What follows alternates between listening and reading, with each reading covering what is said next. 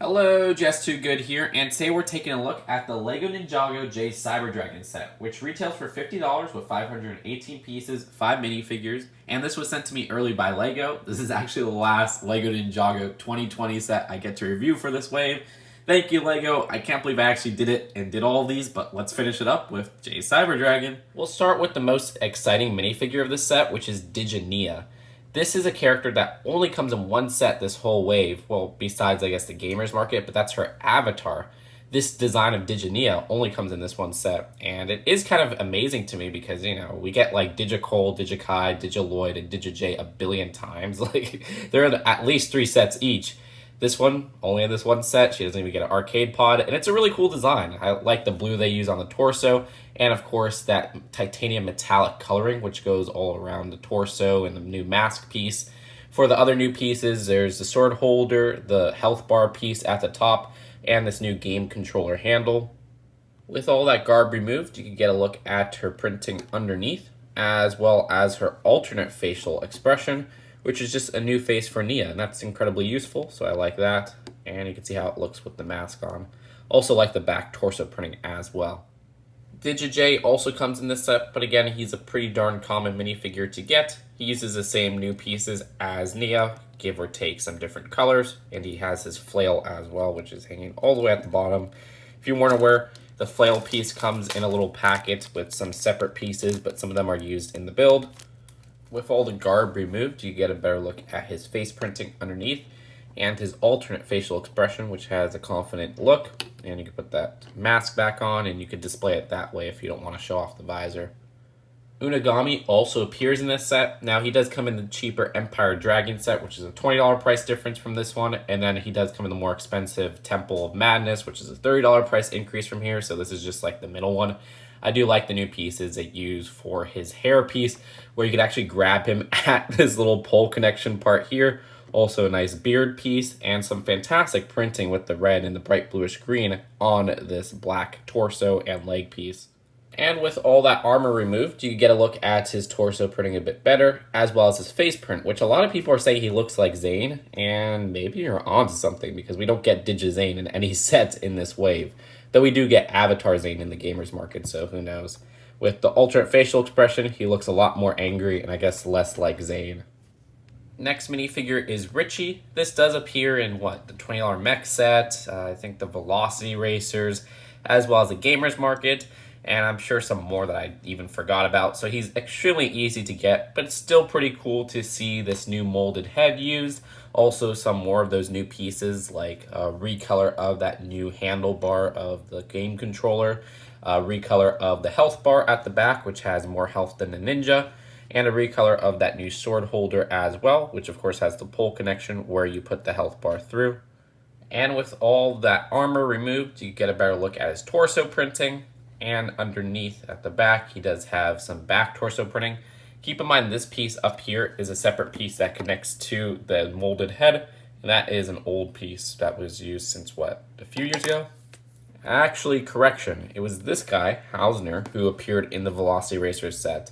He's actually a little bit easier to get than Richie because he appears in the $10 Cole Speeder Car set, and I think the cheapest set that Richie appears in is, the $20 mech. This design does use a lot of the same new pieces I pointed out earlier in the video, and I do like the color scheme on him a little bit more than Richie, where he does use that sand green coloring or olive coloring. With all that armor and weaponry removed, you get a better look at the back of his torso, and just like Richie, he does have an attachment at the top of his head, except this time it's one of the fang pieces in black. Dang, this is hard to get off. Come on. Come on. Oh, there you go. So it's just very easily removed. I say very easily when I just struggled about it. Oh, well. For the Cyber Dragon build, in many ways this is actually quite similar to the Empire Dragon build, but in some ways it even improves over that design. Starting at the head, I really like how the eyes are these printed 1x2 bricks, much like the Empire Dragon. I love the use of the astromech droid leg piece in blue to kind of get the positioning and shaping of the head there. That's a really cool part usage where they actually use a modified 1x2 with the hole in it. Underneath there is a jaw design which you could open up and make it look like he's breathing fire or whatever. This closes very easily. These use those newer pieces from that little packet of translucent neon green pieces. On the other side, it's basically the same with another printed 1x2. Also, these wing pieces just kind of add to the shaping behind the head. Now, the head connects to the neck via a socket joint, so you can move it up and down. And then the neck connects to the body via a socket joint. So you can get a lot of movement there, which is really nice. The more posability, usually the better. With this middle section here for the neck, they do use a stickered shield piece, as well as another sticker design on the opposite side. And also right under the neck, there's a design with these little missiles. And this actually is part of the play feature. You gotta make sure that you position the neck right. And by pushing down on this Technic pin right behind where the minifigures sit, those push missiles are launched. And again, make sure that you have the neck on an upward angle because it's gonna block the missiles and they just won't shoot. And before we move on from the head and neck, I like the shades of blue that they use here to kind of distinguish. For example, at the top, they use these dark azure, and it just gives it a little bit more color and flavor to the build, topped off with these translucent neon green pieces. And for that main body area, I like how there's enough seats for 2 minifigures, not only at the saddle part here, but you can also even fit a minifigure right at this back area. Just be sure not to push that trigger to launch the missiles. The sitting area also uses another one of these new handlebar controller pieces and a stickered piece right here, which uses a little design that looks like maybe it's for flight control. I'm not entirely sure. That is on these little clipped pieces, so you can move it up and down.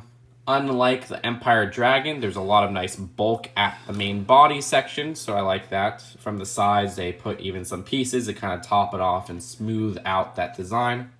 The builds for the wings are identical on both sides, attached to the main body via these ball joints, and they could be moved all around because of that. I like how they use these pieces right here, which are usually used for wheel bases, but here they're used almost as turbines or engines. At the side, there's a stickered sloped piece, as well as some more of that engine or turbine design at the back. The wings themselves use some hinged Technic pin pieces so that you could get some movement there, as well as these newer sword pieces in a nice translucent neon green coloring. Again, this one uses a hinged piece, but this one right here is just always in a fixed position where it's attached via a Technic pin. Besides the inverted look, there's also a different sticker on this side as well. And if you want to look from the underside, they do a good job of making each side look complete, even with the back sides using these triangular pieces. The underside, though, I kind of wish they used maybe one of those inverted tile pieces, but it's no big deal. The front legs are identical inverted builds, and they use some pieces to kind of smooth it off from the side view, including the shield piece, as well as some sloped pieces and the triangular piece. And they're just connected to the main body via a socket joint, so you can get some nice movement here, as well as the feet being connected via a ball joint, so you can get a lot of nice movement there as well. Do like some more completed, smoothed, sloped pieces there, as well as these pieces, which I'm really not familiar with, but the copyright dates say that they came out in 2018, so maybe I forgot about them, or they came in another set or something like that I didn't get. From the underside or side view of these legs, unfortunately, a lot of studs' undersides are exposed. Socket joints are also used at the midsection of this dragon so that you can position the backside in a different way, which is actually kind of clever. And I like how they use these bar pieces in translucent neon green to give it more of a cyber look. It was something that wasn't necessary, but makes it more complete. For the hind legs, they also use socket joints, so you get some different positions there. Don't worry, we'll be posing it a lot in a little bit. If you look at it from different angles, the front here does have an unprinted shield piece again, and more of the triangular pieces to give it more of a complete look, as well as a sticker on the side here, and a ball joint for the feet, where you could get some more positioning. More of these pieces I'm not really familiar with, and more pieces to just kind of give it more of a complete look.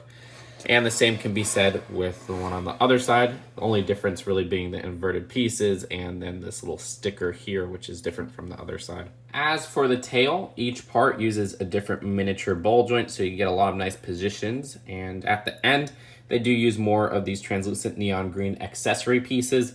I do wish these parts were a little bit more secure because they're just attached to a single little hole there and they tend to fall off. I think when I started this review, one of them was missing already and I barely noticed it.